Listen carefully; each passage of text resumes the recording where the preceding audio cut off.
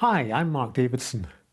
When people I meet find out I'm a coach, there's often an awkwardness. They look at me skeptically.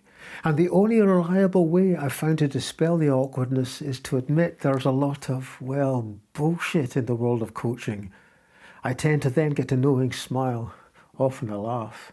And it's true, there's all sorts of bullshit in coaching. The corporate friendly nothing speak of so many business coaches and the fluffy vagueness of most life coaches. It's not the fault of the coaches though. They tend to be lovely people. The problem is that the coaching industry doesn't offer them a way to think about coaching that stands up to scrutiny. In the early 90s, when the coaching industry began to take off, ideas about how coaching works were understandably simplistic. In the mid-90s, bodies were set up to professionalise the industry by accrediting coaches and coach training courses. But this accreditation was based on that early simplistic understanding of coaching, the coaching 1.0 thinking, and it set it in stone. 3 decades later, the accrediting bodies still rely on the same thinking. So if someone wants to become a coach, they can take the accreditation path and use coaching 1.0 thinking, or they can just declare themselves to be a coach, often with no coach training at all, and devise their own thinking, normally by drawing on pop psychology and self-help traditions. Knowing the need for something better, we've developed Coaching 2.0, a way of understanding and going about coaching that does generally stand up to scrutiny. It makes good the weaknesses of Coaching 1.0 in 3 main areas. It offers a clarity about coaching's mechanism, about how coaching actually delivers its benefits. It offers a clarity about the skills a person needs if they're to provide effective coaching and about how people can best gain these skills. And it offers a clarity about what living well means in practice, which is important as the aim of coaching ultimately is to help people live well in both their personal and professional lives. Let's have a look at each area in turn. It's a shame that Coaching 1.0 thinking never seriously explored how coaching works at a mechanism level. For it's fairly simple. There are just 2 elements to consider. The first is coachee insights. As good coaches already know, coaching isn't about giving advice. It doesn't work through the transmission of knowledge from coach to coachee. Instead, coaching makes it possible for the coachee to see things more clearly for themselves. The coach's questions and their listening force the coachee to think hard right there and then during the coaching and see things afresh. So the coachee escapes their habitual patterns of thought. They make new connections. They have insights. The second element is the catapult to action. For the coachee's insights to be genuinely useful, they must spur the coachee to take actions that they wouldn't otherwise have taken. It's the actions the coachee takes as a result of their coaching that provide the coaching's main benefits. It's those actions that enable the coachee to flourish more fully. That's why coaching is mostly future-focused, and why it's so helpful for coachees to make clear action commitments towards the end of a session. The second area of Coaching 2.0 thinking is a clarity about what a person needs to be able to do if they're to provide those useful insights and to propel coachees along those fruitful courses of action. 3 elements underpin the new approach to skills and training. The first is identifying the levels of complexity that coaching operates at. It turns out that there are 4 distinct levels, each with a definable scope of what a coach can be expected to deliver. Level 1 is the simplest. Here the coaching is informal. The coachee often doesn't know that they're being coached. They just know that they're being asked good questions, that they're being listened to, and that talking through what's on their mind gives them insights. At level 2, the coach provides short coaching sessions lasting up to half an hour, as managers do when coaching their direct reports. Level 2 coaches both create the space for insight and guide a coachee to make action commitments. Level 3 coaches can deliver a full professional coaching service. Their sessions can last up to 2 hours and can have a big impact on the coachee. And level 4 is long-form coaching. The coach uses a structured series of sessions to guide the coachee through a developmental process that lasts several months. The second skills and training element is the tools and techniques a coach must learn if they're to deliver effective coaching at a given level. The focus here is on what a coach actually does during the coaching. At level 1, there's just the core skills of asking coaching questions and listening attentively.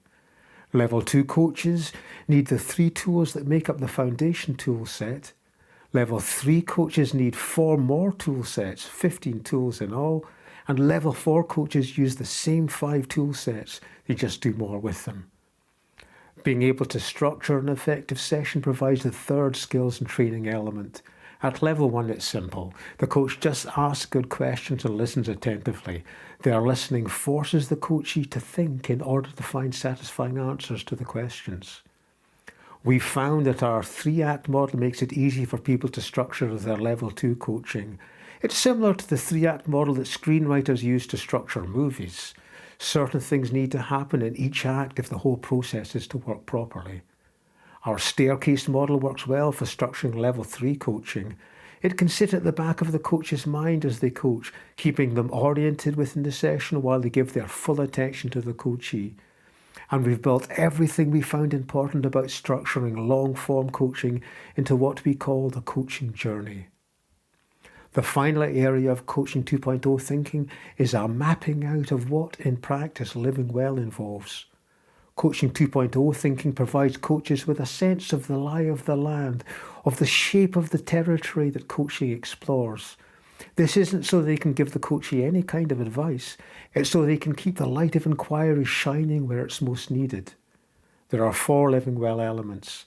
The first is not getting caught up in ideas of living well, but instead taking a reality-centered approach. It's the specifics of the coach's life that matter, the particular possibilities available to them, what exactly they'd like to happen, and the obstacles that could prevent this from happening if they're not careful.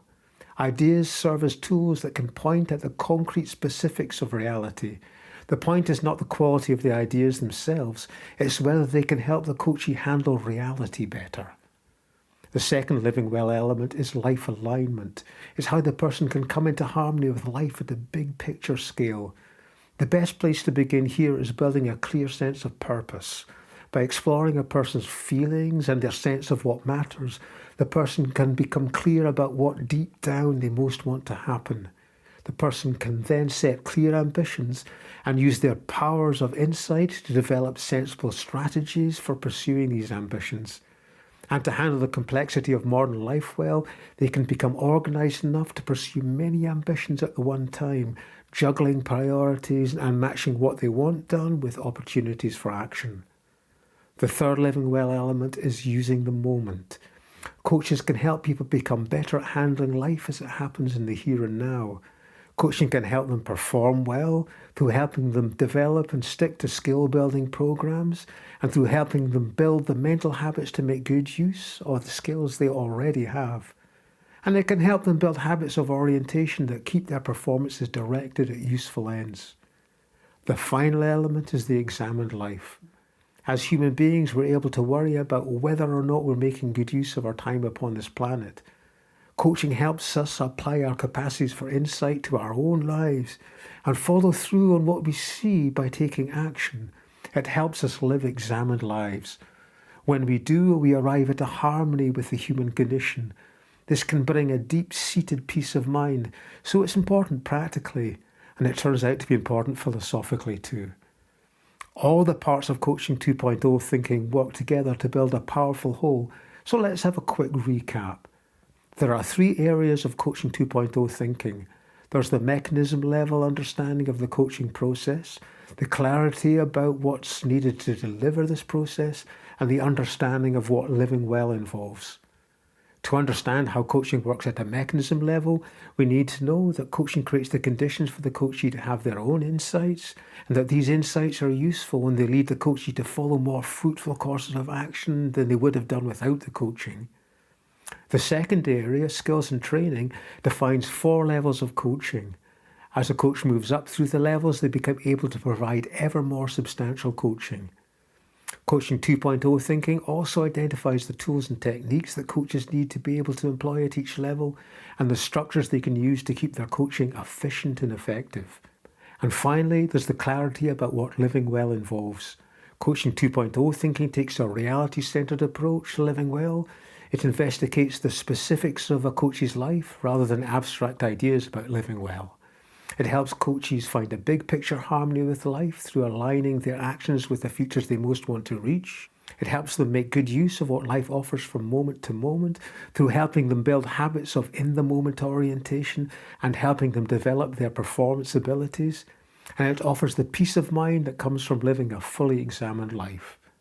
Coaching 2.0 thinking provides a complete way to understand coaching from how it works to its benefits. It promises a future where I'm not met with awkwardness and skepticism when I tell people that I'm a coach. A future where coaching fulfills its potential to make this world a richer, happier, and more satisfying place.